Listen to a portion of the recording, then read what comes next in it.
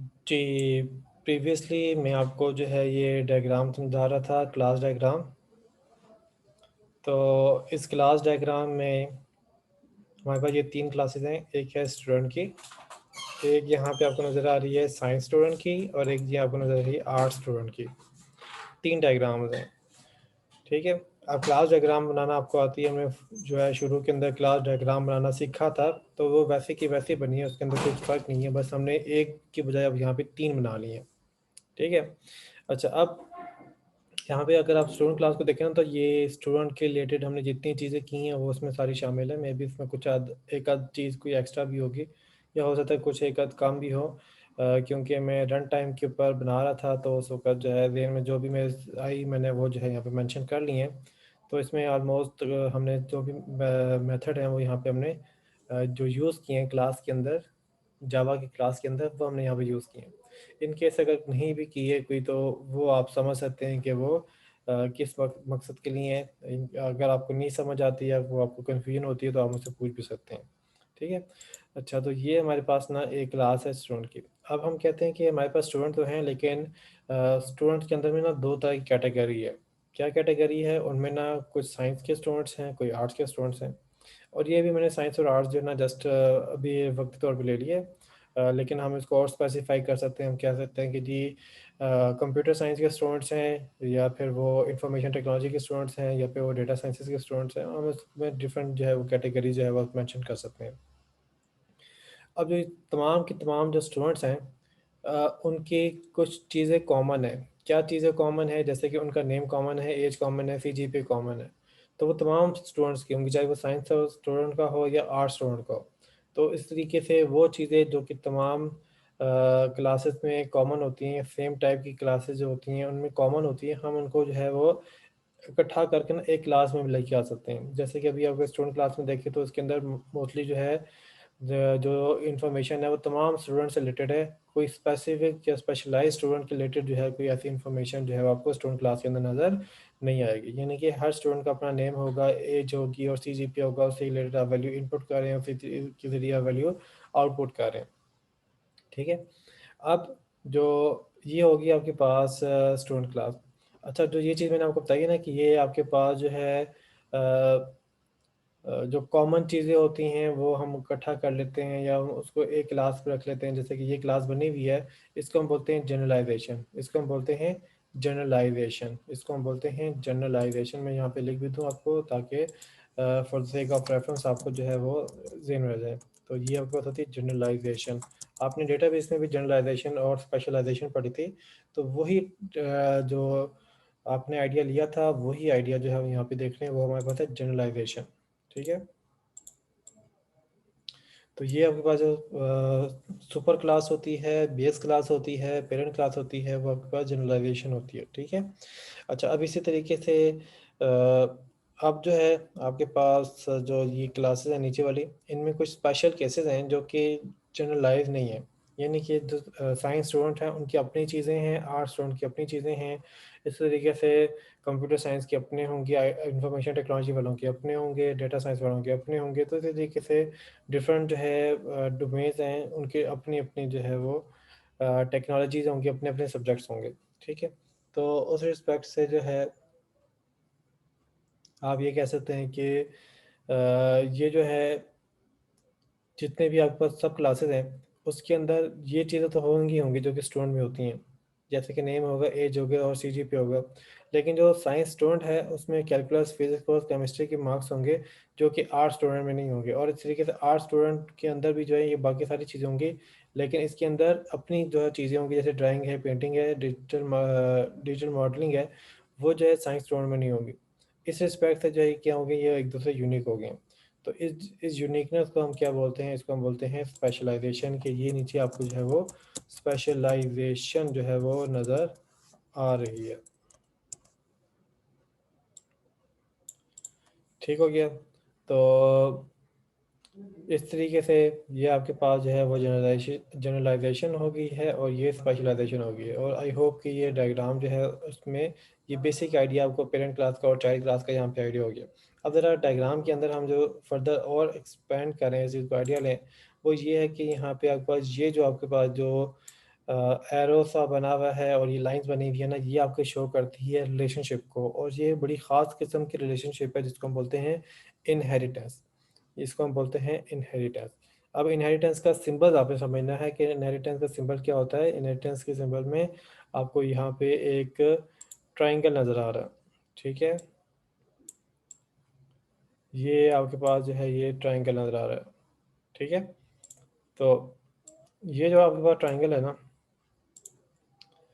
ये ट्रायंगल जिस इसका जो हेड है या इस ट्रायंगल का जो कोना है वो जिस वाली क्लास के साथ अटैच होता है वो पेरेंट क्लास होती है, और इस ट्रायंगल की जो टेल हैं वो जिस क्लास के साथ जो है प्लेस होती हैं, जैसे कि इस वाली क्लास के साथ भी प्लेस हुई हुई है और दूसरी वाली क्लास के साथ भी जो है वो प्लेस हुई हुई होगी।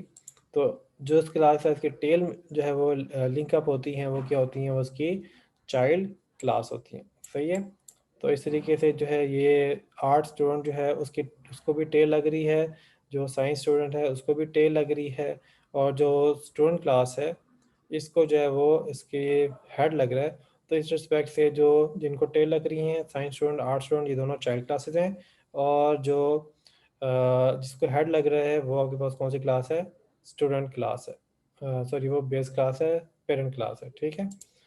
ओके।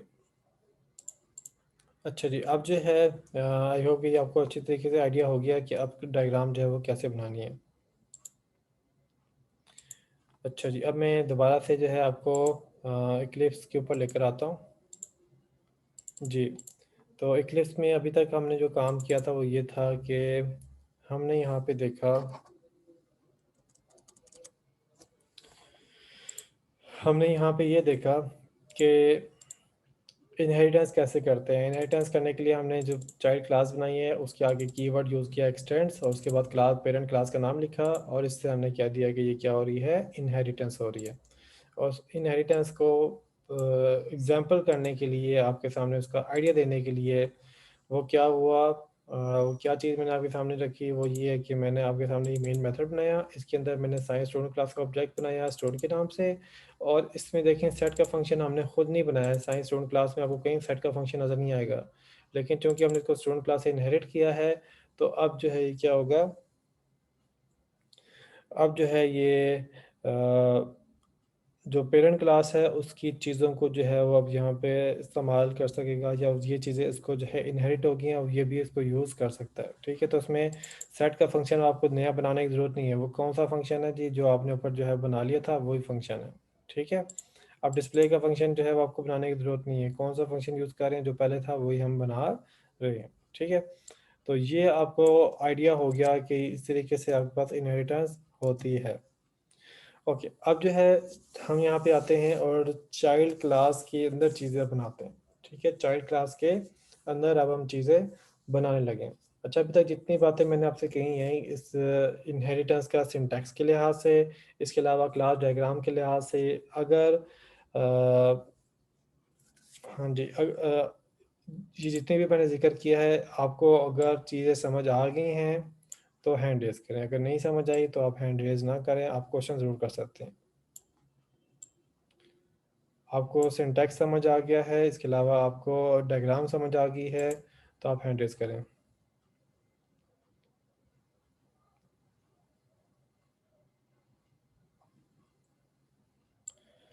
ओके, जो लास्ट असाइनमेंट थी उसका मैं सॉल्यूशन जो है ना वो लास्ट 5 मिनट्स में करूँगा। जब मैं आपको अटेंडेंस के लिए कहूँगा कि आप अपनी अटेंडेंस मार्क करें, तब आपको मैं कहूँगा, ठीक है। अभी मेरी कोशिश ये है कि अभी जो हमने काम करना है ज़रा उसको पहले कर लें, फिर उसके बाद जो हमने लास्ट असाइनमेंट की है तो वो भी मैं आपसे डिस्कस करूँगा। उसका कोड आप जो है वो लेफ्ट साइड पे देख सकते हैं। ये लाइसेंस क्या नाम था उसका, ऊप असाइनमेंट 2 के नाम से ये प्रोजेक्ट जो है वो बना हुआ है, तो मैंने सिर्फ आपके साथ जो है वो शेयर करना है, तो वो हो जाएगा। अच्छा जी। ओके। हम्म। अच्छा जी, अब हम नेक्स्ट ये करने लगे हैं कि हमने यहाँ पे कुछ एट्रीब्यूट्स बनाने हैं। लेट्स से हम कहते हैं प्राइवेट इंट और कैलकुलस, इसके अलावा प्राइवेट इंट फिजिक्स, इसके अलावा प्राइवेट इंट, और थर्ड सब्जेक्ट कौन सा था हमारा, जी केमिस्ट्री। तो केमिस्ट्री, ठीक है, 3 मैंने यहाँ पे एट्रीब्यूट बना लिया। अब देखिएगा, अब मैं यहाँ पे अब एक कंस्ट्रक्टर बनाने लगा हूँ। किस क्लास का कंस्ट्रक्टर बना रहा हूँ? साइंस स्टूडेंट क्लास का कंस्ट्रक्टर बना रहा हूँ। ठीक है, अब मैं कंस्ट्रक्टर बना लगा हूँ, किसका बना लगा हूँ? साइंस स्टूडेंट क्लास का कंस्ट्रक्टर बना रहा हूँ। मैंने कंट्रोल स्पेस दबाया, यहाँ पे कंस्ट्रक्टर का ऑप्शन आ गया, और अब मैं यहाँ पे कंस्ट्रक्टर जो है वो बनाने लगा हूँ। तो यहाँ पे मैं कहता हूँ कि जी कैलकुलस में वैल्यू होनी चाहिए जी 0, फिज़िक्स में भी 0 होना चाहिए, और केमिस्ट्री में भी बाय डिफ़ॉल्ट वैल्यू क्या होनी चाहिए? 0 होनी चाहिए।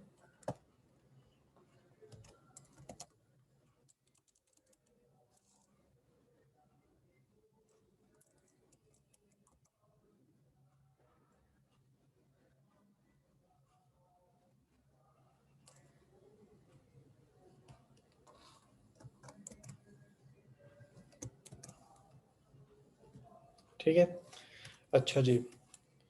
अब इसके बाद अगर आप के सामने मैं यहाँ पे एक और क्लास बनाऊँ, न्यू, और क्लास, क्लास का नाम मैं रखूँ यहाँ पे मेन, और इसमें मैं मेन मेथड भी बनाऊँ, और इसके बाद मैं यहाँ पे करता हूँ जी science student equal to new science student, और इसके बाद मैं यहाँ पे करता हूँ जी स्टूडेंट डॉट डिस्प्ले। तो उस वक्त में आप इसकी आउटपुट अगर अभी देखेंगे तो आपके ख्याल से क्या आउटपुट बनेगी? जी इसमें आउटपुट ये बनेगी, माय नेम, एज इसकी आ रही है 1000, और CGP इसमें आ रहा है 50। इसमें जो है जो हमने सब्जेक्ट रखे हैं, जैसे कि अभी हमने रखा है यहाँ पे कैलकुलस, फिजिक्स, केमिस्ट्री, इसकी वैल्यूज आउटपुट पे नहीं आ रही। हालांकि हमने यहाँ पे वैल्यू रख ली है कि उसके जो है वो 000 होनी चाहिए, लेकिन इसकी वैल्यूज आउटपुट पे नहीं आ रही। तो इसका मतलब ये है कि डिस्प्ले का फंक्शन जो है, जो हमारा पेरेंट क्लास में मौजूद है, वो नामुकम्मल है। नामुकम्मल इस सेंस में कि वो अपने उस क्लास की चीज़ों तो पूरी तरीके से बता रहा है, लेकिन हमारी इस क्लास की चीज़ों को मुकम्मल तौर पे जो है वो हेल्प नहीं कर रहा। तो इस सूरत में हम यहाँ पे क्या करेंगे, हम इस क्लास के अंदर दोबारा से डिस्प्ले का फंक्शन बनाएंगे। तो मैं यहाँ पे बनाता हूँ डिस्प्ले का फंक्शन। ठीक है, अब ये डिस्प्ले का फंक्शन मैंने आपके सामने यहाँ पे ये बनाया। अब जब चाइल्ड क्लास के अंदर भी डिस्प्ले का फंक्शन हो, और पेरेंट क्लास में भी डिस्प्ले का फंक्शन हो, तो जो चाइल्ड क्लास का डिस्प्ले का फंक्शन है, वो जब चाइल्ड क्लास का ऑब्जेक्ट बनेगा वो अपने डिस्प्ले के फंक्शन को यूज़ करेगा, और जब पेरेंट क्लास का ऑब्जेक्ट बनेगा वो अपने डिस्प्ले के फंक्शन को यूज़ करेगा। ठीक है, अगर दोनों क्लासेस के अंदर डिस्प्ले का फंक्शन है तो फिर किसका होना चूज़ होना चाहिए? तो इस पर डिपेंड करेगा कि कौन सा ऑब्जेक्ट यूज़ कर रहा है। अगर तो वो साइंस स्टूडेंट क्लास का होगा तो वो अपना डिस्प्ले का फंक्शन यूज़ करेगा, और अगर स्टूडेंट क्लास का होगा तो वो अपना डिस्प्ले का फंक्शन जो है वो यूज़ करेगा। फॉर एग्जांपल अभी मैं यहाँ पे करता हूँ system dot out dot println. ठीक है, और हम यहाँ पे कहते हैं, हम यहाँ पे करते हैं जी कॉमा कैलकुलस,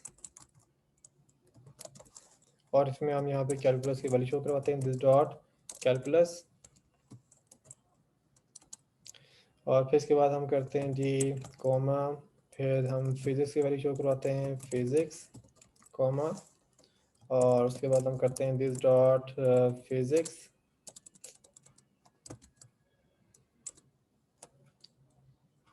ओके। मैं पाई हिजिक लिख रहा हूँ तो शायद इस वजह से मैं जब फिज़िक्स लिखता हूँ तो वहाँ पे मिस्टेक आती है।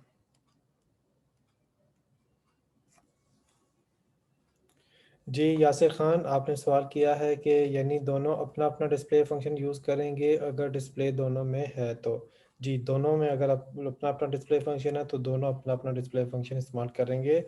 जो चाइल्ड है अगर उसके पास डिस्प्ले का फंक्शन ना होता तो वो फिर अपने पेरेंट का यूज़ करता, लेकिन क्योंकि अब चाइल्ड में भी फंक्शन है, पेरेंट में भी फंक्शन है, तो चाइल्ड वाला अपने वाले फंक्शन को जो है वो यूज़ करेगा। ओके, इसी तरीके से नेक्स्ट जो है हम यहाँ पे करते हैं कॉमा, और इसके बाद नेक्स्ट मैं यहाँ पे करता हूँ जी केमिस्ट्री, और इसके बाद हम यहाँ पे करते हैं दिस डॉट केमिस्ट्री। ठीक है, अब इसके बाद मैं यहाँ पे करता हूँ जी मेन मेथड में आता हूँ और यहाँ पे इसको रन करता हूँ। अच्छा जी, अब इसकी आउटपुट क्या बनेगी, आपने जल्दी से मुझे इसकी आउटपुट बतानी है। इसकी आउटपुट क्या बनेगी, इसकी आउटपुट क्या बनेगी, जल्दी से आपने मुझे इसकी आउटपुट बतानी है।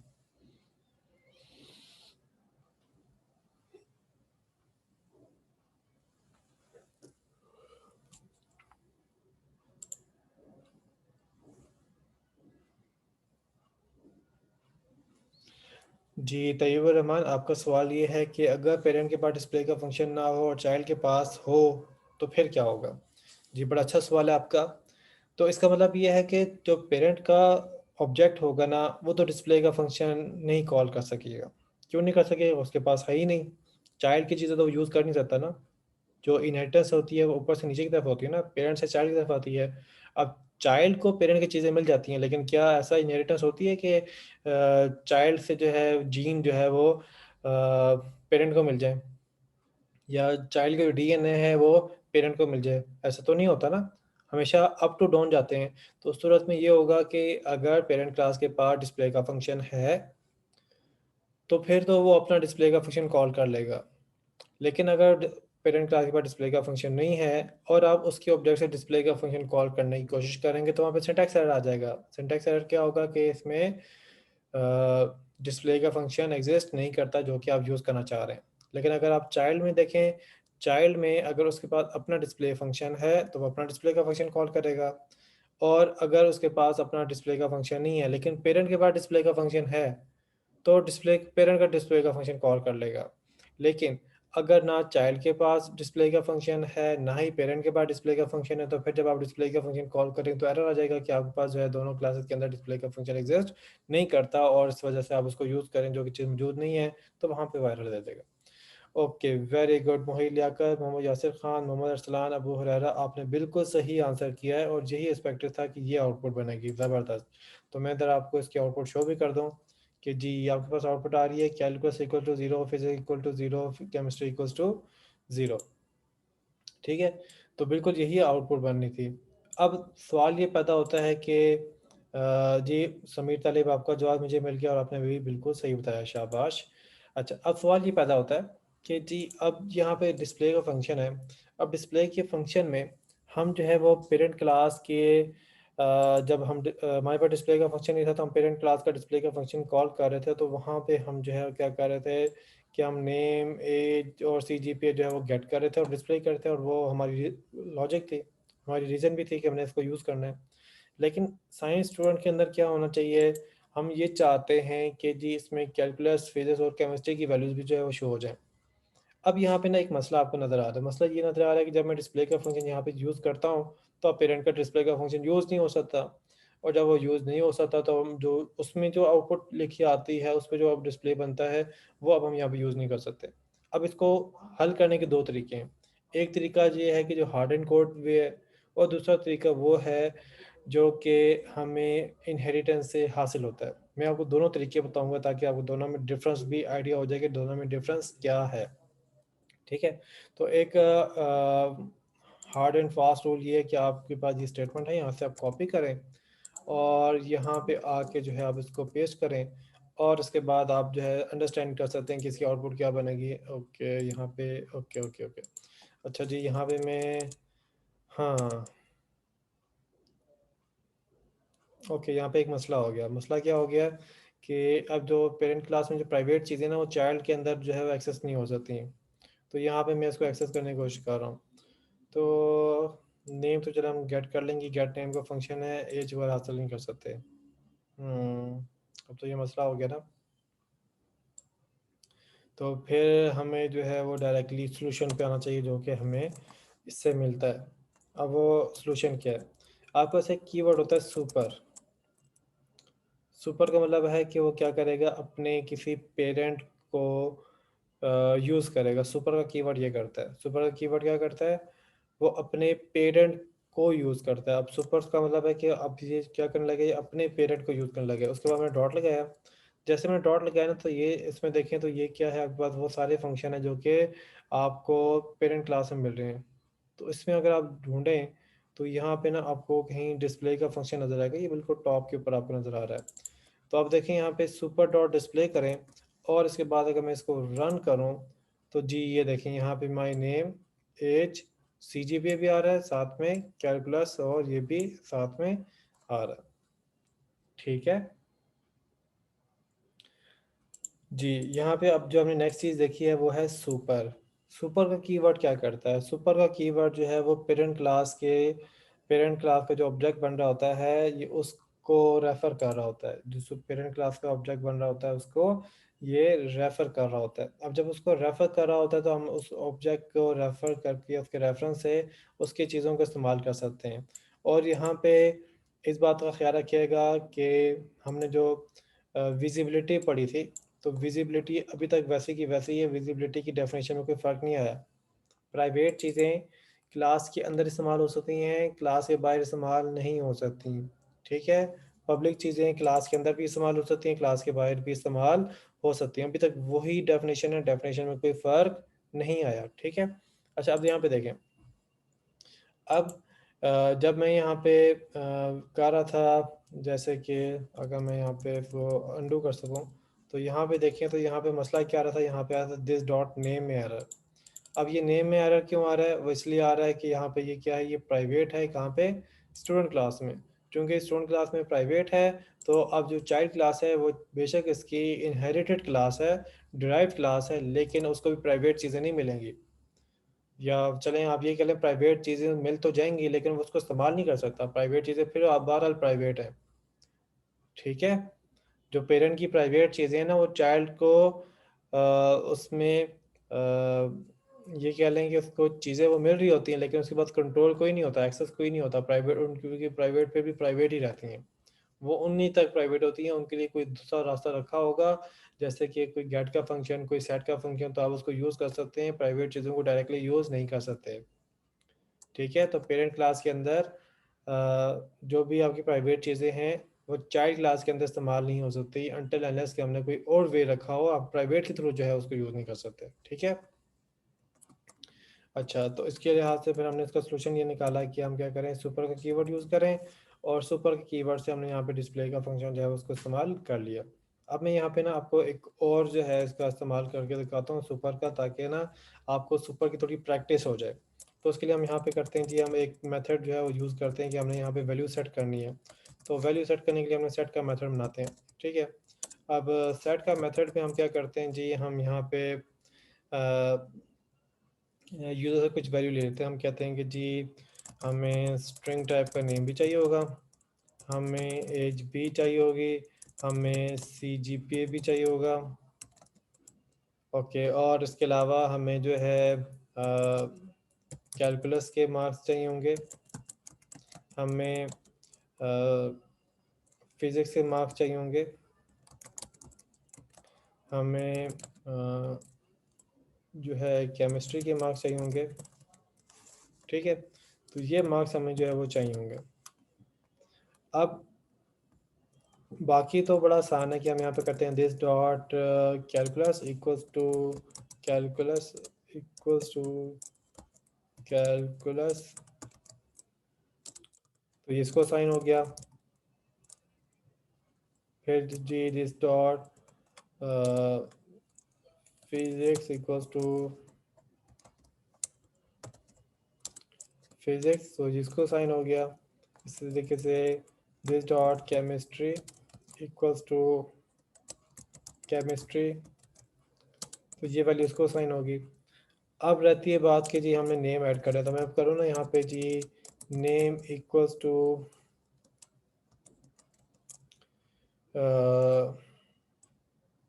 नेम, तो यहाँ पे एक तो मसला आ गया कि वही कि नेम और जो पेरेंट क्लास के अंदर नेम है वो एक्सेस जो है नेम बिल्कुल सेम है, तो यहाँ पे जो है वो लोकल वेरिएबल को जो है वो स्कोप ज़्यादा होगा, तो यहाँ पे कंसिडर करेगा कि ये आपके पास जो है वो पेरेंट क्लास का नेम नहीं है बल्कि ये आर्गुमेंट वाला नेम है। अब अगर चलिए हमने पेरेंट क्लास का यूज़ करने का, मैं यहाँ पे सुपर लगा के यूज़ करने की कोशिश करता हूँ तो यहाँ पे एरर आ जाएगा, और इसलिए नहीं आएगा एरर कि ये आपके पास नॉट विजिबल है, इस क्योंकि ये प्राइवेट है और तो यहाँ पे विजिबल नहीं है। तो अब ऐसे सूरत में हम क्या कर सकते हैं, तो अब हमारे पास तरीका ये है कि हम पेरेंट क्लास का वो फंक्शन यूज़ कर लें जिसके अंदर हमें पब्लिकली अवेलेबल हो और हम उसके अंदर जो है वैल्यूज़ वगैरह पुट कर सकें। तो अगर आप देखें तो हम यहाँ पे ये सेट का फंक्शन पेरेंट क्लास मौजूद है, हम इसको यहाँ पे यूज़ कर लेते हैं। तो इसमें देखिए सेट का फंक्शन जो पेरेंट क्लास में है वो भी हमने यूज़ किया, इसको हमने नेम असाइन कर दिया, इसको हमने एज असाइन कर दिया, इसको हमने CGPA असाइन कर दिया, और बाकी जो चीज़ें हैं जो कि इस क्लास की स्पेशलाइजेशन थी तो वो उसमें कैलकुलस, फिजिक्स और केमिस्ट्री की वैल्यू हमने यहाँ पे प्लेस कर दी। अब ज़रा मैं इसको ज़रा आपके सामने इसको रन करके दिखाता हूँ कि हम इसको यूज़ करते हैं प्रॉपरली। तो मैं यहाँ पे करता हूँ जी स्टूडेंट डॉट सेट, और इसमें हम नेम देते हैं जी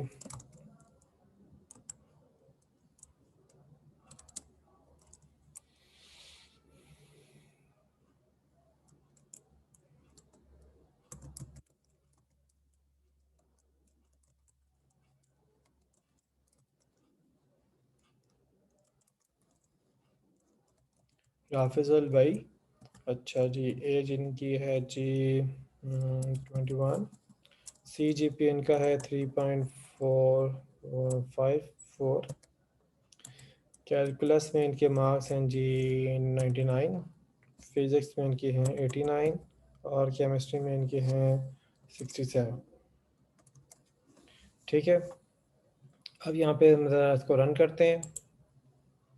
तो जी यहाँ पे नाम आ गया राफिसल भाई, एज आ गई 21, CGPA आ गया 3.4, कैलकुलस 99, फिजिक्स 89, केमिस्ट्री 67।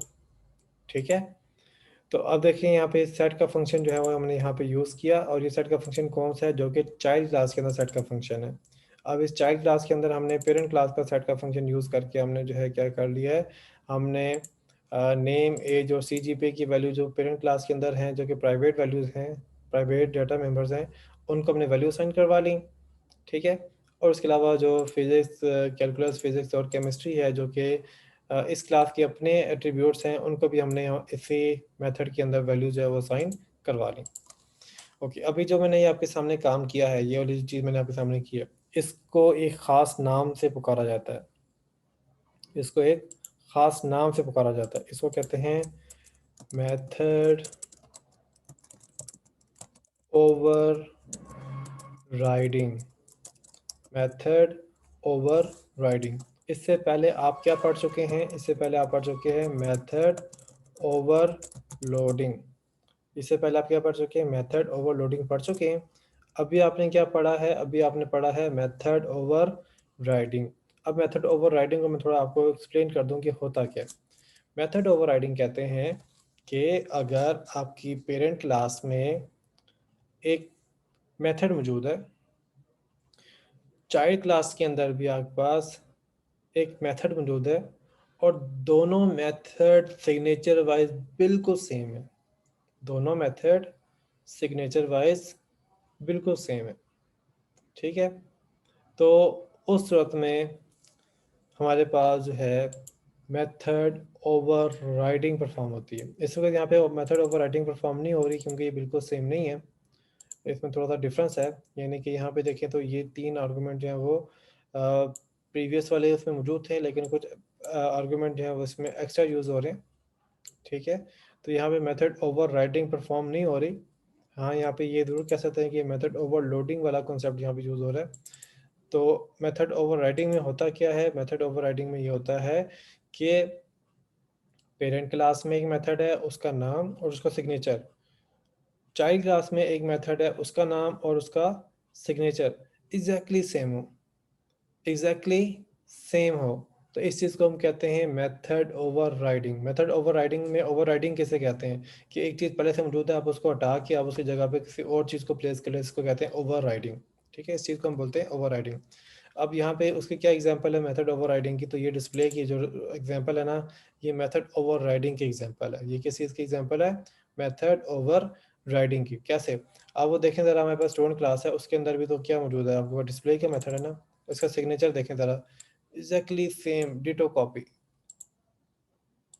देखा, बिल्कुल डिटो कॉपी, कोई फ़र्क ही नहीं है, सिग्नेचर में कख चेंज नहीं है, ना आर्गुमेंट में कोई चेंज आ रहा है, ना स्पेलिंग के अंदर कोई चेंज आ रहा है, एग्जैक्टली बिल्कुल सेम है। तो इस चीज़ को हम कहते हैं मेथड ओवरराइडिंग। हम जो है चाइल्ड क्लास के अंदर मेथड मेथड ओवरराइडिंग फंक्शन और मेथड ओवरराइड मेथड जो है यूज़ करके हम पेरेंट क्लास के फंक्शन को या मेथड को ओवरराइड कर सकते हैं एक चीज़, यानी कि उसको वैल्यू को जो है, उसकी इम्पोर्टेंस को जो है वो डिग्रेड कर सकते हैं। साथ में हम उस वाले जो पेरेंट क्लास में मेथड है उसको हम जो है चाइल्ड क्लास के अंदर सुपर कीवर्ड से इस्तेमाल भी कर सकते हैं। तो अभी हमने यहाँ पे मेथड ओवरराइडिंग भी सीखी और सुपर के कीवर्ड से पेरेंट क्लास की चीज़ों को इस्तेमाल करना भी यहाँ पे सीखा है। ठीक है, तो मेरे ख्याल से आज के लिए इतना ही करते हैं, क्योंकि इसमें फर्दर और भी चीज़ें हैं, लेकिन काफ़ी कॉम्प्लिकेट ना हो जाएं। तो जितनी चीज़ें हमने सीखी हैं ज़रा उसको अच्छी तरीके से आपने जो है वो उसको करना है, सीखना है, प्रैक्टिस करनी है, ताकि ये चीज़ें आपको ग्रिप में हो जाएं। फिर इसके अंदर और जो चीज़ें हैं और जो इसमें काम है वो फिर हम फर्दर और डिस्कस करेंगे।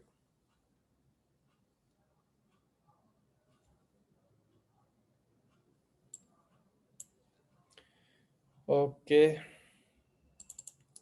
ऑलराइट। तो जी मुझे कह रहे हैं कि जी कोड में आपके साथ जो है वो चैट में शेयर करता हूँ, तो ओके मैं कर देता हूँ अभी, नो प्रॉब्लम। जी एवरीवन, ये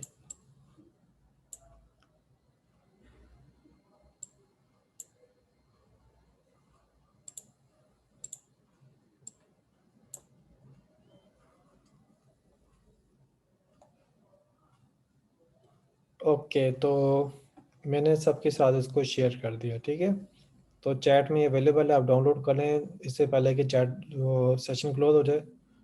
अच्छा, अब आप लोग ये करें कि आप जल्दी से अपनी अटेंडेंस मार्क करें, अपना नाम और रजिस्ट्रेशन नंबर लिख के चैट में सेंड करें ताकि आपकी अटेंडेंस मार्क हो जाए। अब भी आपने जो है वो कोई क्वेश्चन नहीं करना, आप सिर्फ अपनी जो है वो सिर्फ अटेंडेंस मार्क करें। ठीक है, क्योंकि मैं चैट अभी नहीं पढ़ूंगा। अब मैं आपके सामने जो है, जो मैंने आपको असाइनमेंट दी हुई थी उसका सोल्यूशन डिस्कस करूंगा। ठीक है, अच्छा जी। हम्म, तो बहुत सारे स्टूडेंट ने जो है वो सबमिट कर दी होगी, बाज़ स्टूडेंट होंगे उन्होंने अभी नहीं भी की होगी, और वो इस तवक्को में होंगे कि मेरे सॉल्यूशन से जो है वो असाइनमेंट हल कर लेंगे। मैं इस चीज़ को समझता हूँ कि आपके आपके ये इरादा होगा, लेकिन मैं उसमें आइडेंटिफाई कर सकता हूँ कि जी किसने कैसे किया है और किस तरीके से किया है। एनीवे मैं आपको बता दूँ, ये मेन मेथड था जो कि आपको प्रॉब्लम में दिया हुआ था। ठीक है, और इसकी आउटपुट जो है वो आपके साथ शेयर की गई थी और वो ये आउटपुट आ रही है। ठीक है, अच्छा, इसमें पहले है वैल्यू ऑफ पाई, और वैल्यू ऑफ पाई की अगर आप देखें तो यहाँ पे जो आउटपुट बनती है वो जी आपके पास है 3.14। आई डोंट थिंक कि इसमें कोई इतनी डिफ़िकल्टी होगी, लेकिन फिर भी मैं कर दूंगा कि कैसे किया हमने। फिर आपके पास एक मेथड है स्क्वायर ऑफ स्क्वायर का, और उससे हम यहाँ पे कर रहे हैं 2.0 का स्क्वायर ले रहे हैं और वो आ रहा है 4.0। ठीक है, तो यहाँ पे हम यूज़ कर रहे हैं सर्कल डॉट स्क्वायर। स्क्वायर क्या कर रहा है, स्क्वायर ये कर रहा है कि उसका वैल्यू ले रहा है 2.0 और आउटपुट के ऊपर शो कर रहा है 4.0। ये देख सकते हैं आप 4.0 आ रहा है। ठीक है, इसके बाद दो ऑब्जेक्ट बन रहे हैं, फिर इन दोनों ऑब्जेक्ट की वैल्यू को डिस्प्ले किया, तो उनके जो डिस्प्ले का मेथड है वो आपको यहाँ से पता चलेगा कि इसका डिस्प्ले का मेथड जो है उसमें क्या होना चाहिए। कि आपके पास रेडियस की वैल्यू आएगी, डायमीटर की आएगी, सरकमफ्रेंस की आएगी और एरिया की आएगी। और मुझे नहीं लगता कि ये कोई इतनी मुश्किल बात है कि अगर आप बिल्कुल सिंपल सर्च करते कि डायमीटर क्या होता है, तो रेडियस का डबल जो होता है वो डायमीटर होता है। सर्कमफ्रेंस क्या होता है, वो आपके पास होता है 2 पाई आर, और एरिया क्या होता है, वो होता है पाई आर स्क्वेयर। तो ये कोई इतनी मुश्किल बात थी नहीं कि आप उसको जो है वो ना कर सकते, आप उसको आइडेंटिफाई कर सकते हैं। ठीक है, तो बात स्टूडेंट ने कहा कि सर हमारी वैल्यूज़ में और आपकी वैल्यूज़ में थोड़ा फ़र्क आ रहा है। अगर थोड़ा फ़र्क आ रहा है तो कोई मसला नहीं है। फ़र्क यानी कि अगर वो डेसिमल पॉइंट्स के अंदर रिस्पेक्ट से वैल्यू फ़र्क में आ रहा है तो कोई मसला नहीं है, आ जाता है, इसमें कोई बहुत बड़ी बात नहीं है। लेकिन अगर वो फॉर एग्जांपल मैं आप जो है वो रेडियस ये दे रहे हैं और वो डायमीटर कुछ और देना ना, तो फिर बड़ा फ़र्क है, क्योंकि डबल की वैल्यू तो सेम ही होगी ना, उसमें तो फ़र्क नहीं आना चाहिए ना। तो वो बड़ा फ़र्क होगा। लेकिन ये कि जो पॉइंट्स के बाद ये वैल्यूज़ आ रही हैं, जैसे कि इसमें आ रही है और वो आपके साथ नहीं मैच हो रही, तो ये मोस्टली डिपेंड होती है आपके हार्डवेयर, आपके रैम के साइज़ के ऊपर ना, तो उसके रिस्पेक्ट से आपके पास वैल्यू जो है वो शो होती है। तो उसमें आपने कतई कोई परेशान नहीं होना। अच्छा जी, अब मैं इसमें फ़र्दर अगर आपको दिखाऊँ, तो जो और इसमें मुश्किल चीज़ थी वो ये थी कि कंपेयर का मेथड जो है वो कैसे काम कर रहा है। अभी देखें यहाँ पे C1 की बात करें तो C1 3.4 है, C2 जो है वो 2.9 है। तो इसका मतलब है कि C1 ग्रेटर है और C2 जो है वो स्मॉलर है। अब C1 से अगर हम कंपेयर करेंगे तो आउटपुट क्या आएगी, तो ये आपके पास देखें तो आउटपुट आ रही है 1। तो इससे ये चीज़ समझ में आनी चाहिए कि जब C1 ग्रेटर होगा तो उस सूरत में अगर C2 स्मॉलर है तो ये 1 या पॉजिटिव वैल्यू रिटर्न करेगा। ठीक है, और अब इसके बाद C2 को C1 से कंपेयर किया, तब ये तो हमें पता है कि C2 जो है वो स्मॉलर है, C1 जो है वो ग्रेटर है। तो उसने क्या रिटर्न किया वो चेक कर लें। तो उसने रिटर्न किया या उसने वैल्यू बताई हमें -1। ठीक है, अच्छा जी, इसके बाद जो है अब C1 को जो है C2 की ना कॉपी दे दी, तो उसका मतलब ये है कि ऑब्जेक्ट दो डिफरेंट हैं, लेकिन क्या होगा, C2 की जो वैल्यू है वो C1 को मिल गई। अब C1 और C2 दोनों की वैल्यू सेम है, जब उसको कंपेयर किया तो इसकी आउटपुट क्या बनी, तो इसकी आउटपुट आप देख सकते हैं कि आउटपुट बनेगा आपके पास 0। ठीक है, और इसी तरीके से आप C2 को कंपेयर कर रहे हैं C1 से, तो चूँकि दोनों सूरत हाल में वैल्यू तो सेम ही है, तो ये फिर से क्या दे देगा, आपको वैल्यू दे देगा आउटपुट में 0। तो ये मैंने आपको थोड़ा सा आइडिया दे दिया। बाकी जो है ये जो बाकी चीज़ें हैं ये हम जो है वो रूटीन लैब में करते रहे हैं, तो इसमें कोई बहुत बड़ी डिफ़िकल्टी वाली चीज़ नहीं होगी। ओके, अब इसके बाद मैं आपको जो है इसका सॉल्यूशन का कोड दिखाता हूँ जी। इसके अंदर हमारे पास देखें तो एक डबल टाइप का रेडियस है, इसके अलावा स्टैटिक टाइप का, यहाँ पे हमारे पास स्टैटिक में हमारे पास एक पाई है जिसके अंदर वैल्यू है 3.14। फिर इसके अलावा स्टैटिक में हमारे पास एक मेथड है स्क्वेयर, जिसमें हम एक डबल टाइप की वैल्यू लेते हैं और वैल्यू को वैल्यू से मल्टीप्लाई करते हैं और रिटर्न कर देते हैं, तो इससे क्या होता है कि वो स्क्वेयर हो जाता है। ठीक है, स्क्वेयर यही होता है ना, अपने आप से वैल्यू को मल्टीप्लाई करना स्क्वेयर हो जाता है। इसके अलावा सर्कल का नो आर्क कंस्ट्रक्टर है, इसमें हमने ज़ीरो वैल्यू प्रोवाइड की। फिर हमने रेडियस वाला बनाया, उसके अंदर हमने रेडियस की वैल्यू प्रोवाइड कर दी। फिर सर्कल का ऑब्जेक्ट बनाया, उसमें हमने सर्कल के ऑब्जेक्ट से हमने रेडियस की वैल्यू प्रोवाइड कर दी। फिर हमारे पास यहाँ पे सेट का मेथड है, सेट्स एक और सेट का मेथड है। फिर यहाँ पे गेट रेडियस का मेथड है, गेट डायमीटर का मेथड है जिसमें हम रेडियस को 2 से मल्टीप्लाई कर रहे हैं। गेट सर्कमफ्रेंस का मेथड है जिसमें हम 2 इंटू पाई आर कर रहे हैं, 2 पाई आर किया हमने यहाँ पे। फिर यहाँ पे गेट एरिया का मेथड है जिसमें हम पाई इंटू स्क्वेयर कर रहे हैं, और स्क्वेयर के अंदर हम किसका स्क्वेयर कर रहे हैं, हम यहाँ पे रेडियस का स्क्वेयर कर रहे हैं। स्क्वेयर रेडियस का स्क्वेयर आएगा तो वो आर स्क्वेयर हो जाएगा, r square into pi, pi r square जो है वो एरिया के इक्वलेंट होता है। फिर गेट कॉपी का मेथड हमने जो है वो डिस्कस किया हुआ है, गेट क्लोन का मेथड डिस्कस किया हुआ है। अब यहाँ पे आ जाते हैं कंपेयर का। कंपेयर का बड़ा सिंपल सा है, इसमें देखें तो हमारे पास है कि जो सर्कल है